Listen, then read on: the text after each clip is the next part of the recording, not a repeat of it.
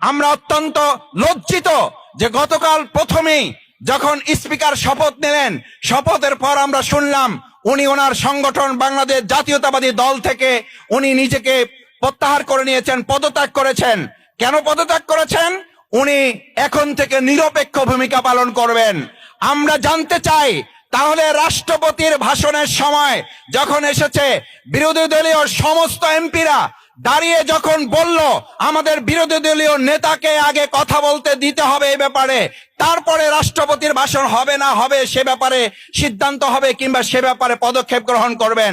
কিন্তু আমরা লক্ষ্য করলাম আমাদের বিরোধী দলীয় নেতা, আমাদের বিরোধী দলীয় উপনেতা, বিরোধী দলীয় হুইপ, তারা যখন মুখে কথা বলতে বলতে তাদের কণ্ঠস্বর পর্যন্ত জাতির কাছে, গোটা বিশ্বের কাছে পৌঁছে দিতে গিয়ে তারা যখন কণ্ঠস্বর ভেঙে ফেলেছেন, তারপরও আমরা দেখেছি স্পিকার 1 সেকেন্ডের জন্য তাদেরকে মাইক না দিয়ে স্পিকার ওই সময় নিরপেক্ষতা হারিয়ে ফেলেছেন।